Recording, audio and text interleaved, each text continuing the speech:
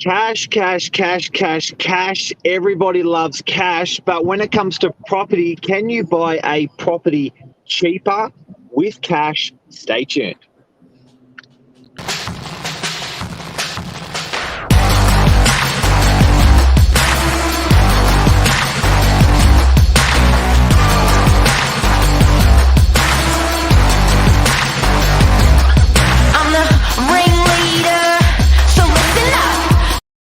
Good morning, everyone. Welcome to Morning Minutes, episode 533. Can you buy a property cheaper with cash? Myself and Mark will talk about it this morning because I think this is one of the most misunderstood topics and things a buyer says, which I don't know if they know what it means, if it has value, if it has no value. But people see it in movies, people see it on new American listings, and you always see it out there. But does it actually mean anything? And if it does, when does it mean something? So I think it really originated, correct? Mark, you would probably be a little bit better to tell me the origin, the history, as you were around back then. Little stab. But what did it originate more from an American point of view? Was that because remember when we had Simon on Polito, escrow conditions for a sale, there's a lot of contingencies and there's a lot of ways a deal can fall over. So is that where it originated from?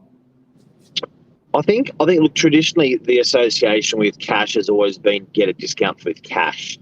The thing where it gets confusing with property is in the marketplace when people talk about, or in life when people talk about cash, they generally talk about foldable cash, as in paper cash or plastic now. And so generally they expect a discount when using cash in Australia, particularly pre-GST when a lot less was recorded, a lot less happened that way with cash. Good point. It's not just the physical cash, it's the association is off the books as well. Yeah. That just, yes. So go on. Yeah. So, I think that first of all, that's got to be clarified that, you know, when it gets different when we associate cash with property, we associate no loan, as in no mortgage, as in ready to go. So, the problem is when you do have someone getting a loan is they normally require a bank valuation and they normally require time, and there's a chance that they may not proceed if they fail on the valuation or fail on the mortgage application. Yes, and that's because I always find it funny when someone goes to me, let's say I'm showing a property for $1 million and they go, I'll give you 800K cash. And I'm like, okay, so are you going to settle in 24 hours? And like, no, 6 weeks. And then it's like, well, then the owner will probably just wait for someone who's not buying it all cash, maybe buying it with only 1% cash, and they'll pay the $1 million because from an owner's point of view, they don't really care if it's your cash or the bank's cash. They've got that figure in mind. And I think that's where there's a huge disconnect. But there are some parts where it can be very effective. Because, Mark, talk us through, even the buyer may be cash, but if there's a loan on the property, you sometimes can't even do it that quick. So it really doesn't matter a lot of the time. Can you talk us through that, how that works? Yeah, so basically, I think what everyone's got to remember is there's logistics to a sale. So, you know, this has got a couple of tentacles on it, but the first one is in a sale, there's generally a bank or an outgoing bank. As soon as you have intervention from an incoming bank or an incoming as in the purchaser's bank buying, or an outgoing bank as in the seller's bank settling the loan, taking the money and settling the loan, then the banks need time to run their process. And the time they need probably at the very fastest to settle a loan and discharge a loan would be probably at least 4 weeks, but pushing it 2 or 3 weeks. Yeah. Yeah. So even if you were a cash buyer and the seller had a mortgage on the property, you still actually could literally go, bang, there's the money, let's settle today because of the bank intervention. Yes, but if you've got a fully a cash buyer with a cash vendor, then it can be done pretty quickly, and then a quick structure can be very helpful. Because I've had a deal before where the owner was like, let's do a week settlement, the buyer's all cash, and the owner's like, great, let's do it, but they couldn't settle. It dragged on 4 weeks because of the banks, and it's like, wow, that didn't really make a difference. Luke's made a good point.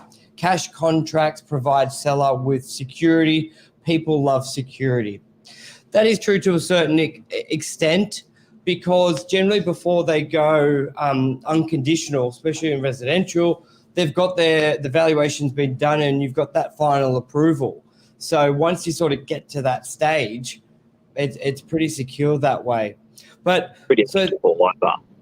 Yeah, so this is like a mess. So how can a buyer or cash leverage having the cash mark? So we've sort of explained that it's not really as strong as some people say. Obviously, an agent can paint the picture. He's all cash. You're not going to run the risk if the vow doesn't matter. I get all that stuff where they can have that edge.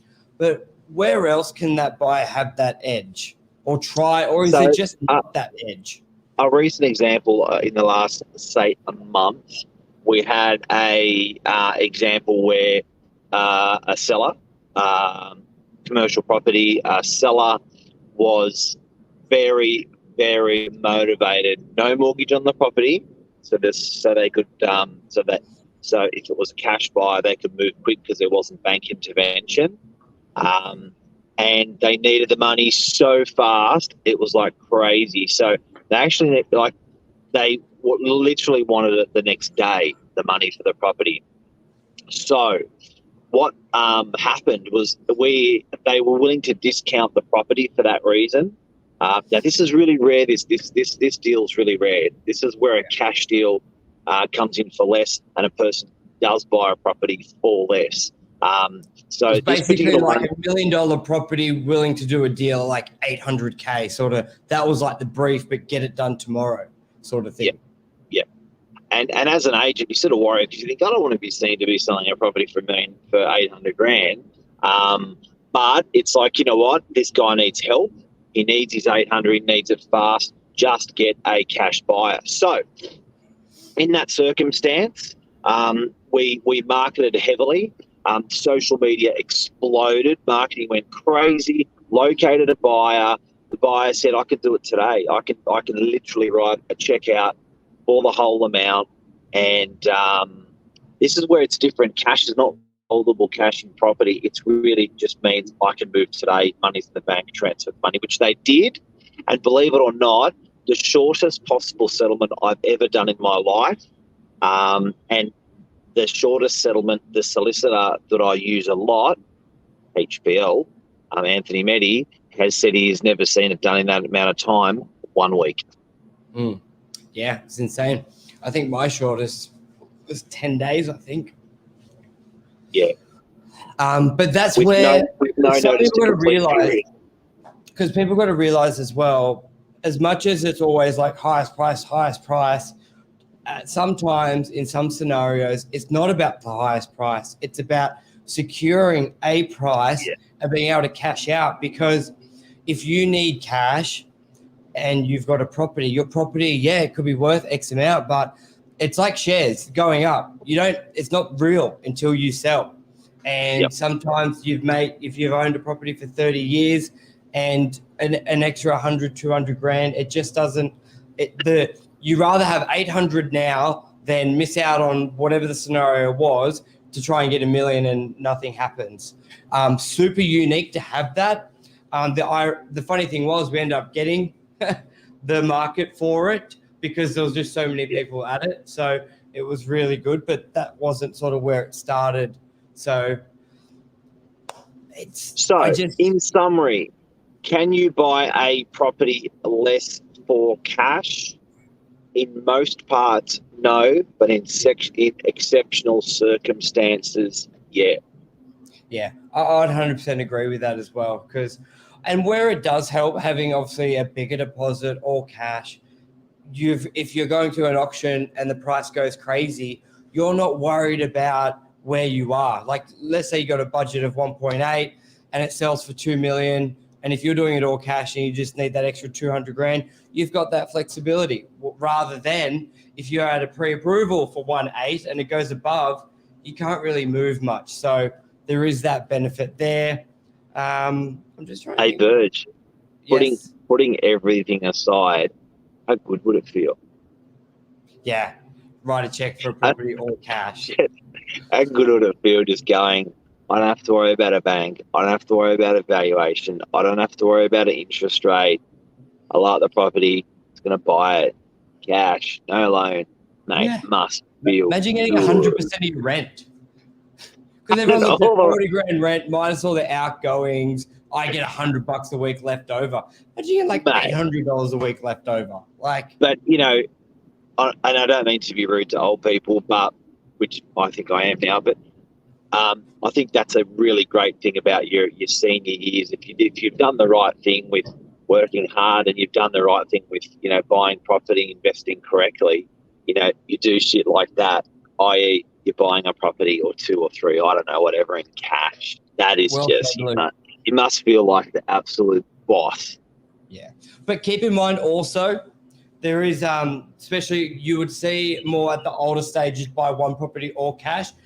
But if you're younger, and I've had these conversations with buddies who have had inheritance, they're like, got $2 million, just going to buy this house. It's like, no, go buy 3 properties with loans. Yes. You're young, you're working. Yep. Instead of buying one property 100%, buy a couple, leverage. You're going to be, you want the property for 40 years. So would you rather have 3 or 4 properties going up over 40 years, 4 property incomes, tax write-offs, blah, blah, blah, rather than just the one? So we do see very often people don't do it that way, and they think it's, because I think there is that stigma of the debt, don't have it like, no, pay it all cash, but it can actually be a lot worse for you. Think about it this way, Mark. Let's say last year you inherited $2 million and you just bought one house. It would be worth, what's gone up 70%? It would be worth, say, 3 million. But if you bought 6 homes, you're now it's sort of like 12 mil. Like it's insane how that can work. So just got to look. I'll give you a great example of that. Someone just won $80 million on the Powerball last week, I think in Melbourne.